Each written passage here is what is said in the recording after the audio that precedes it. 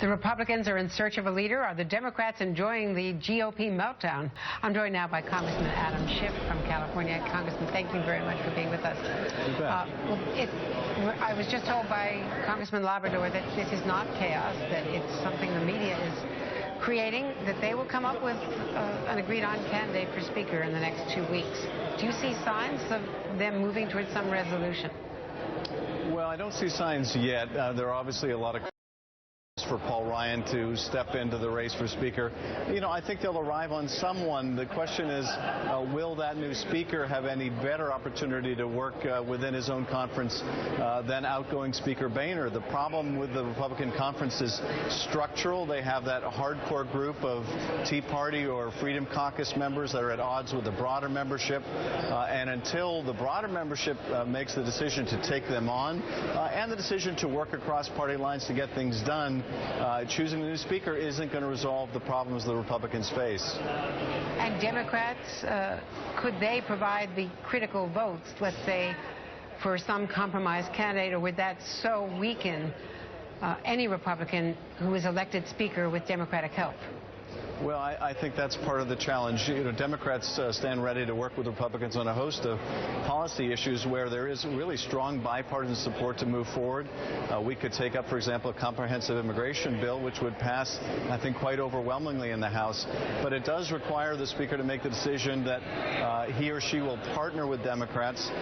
And part of the challenge, I think, that Speaker Boehner had, and part of the reason why I think he decided to retire, is that if he stayed on as Speaker by virtue of getting Democratic votes, that would be used against those members of the Republican conference around the country who voted for the Speaker. And unfortunately, that is the dynamic that has grown up in a lot of the GOP base, where working, compromising, reaching agreement, indeed sometimes governing, is seen as an anathema to that core constituency.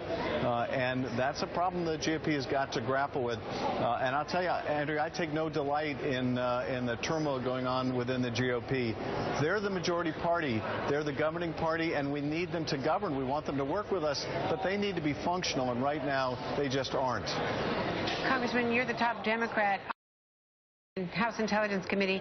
Today, we just got off a conference call with the White House and the State Department and Defense. They are ending the Train and Equip program for all intents and purposes, a program that has clearly failed. What's next? What's the new strategy for Syria? Well, I think it's the right call. Obviously, the Train Equip mission had problems from the very start. And it looks like they're going to move more to a model where they're helping to equip forces that are already fighting the theater, where we have a relationship with some of the commanders of those forces, where we can at least vet the force in the sense that we know it's not comprised of radical Islamists that will be a problem later, or that we have no business being in support of.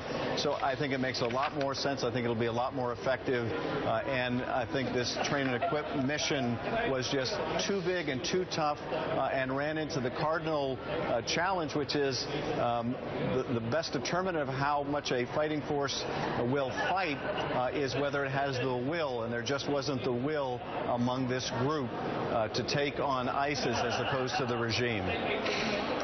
Congressman Adam Schiff, always good to see you, sir. Thank you very much.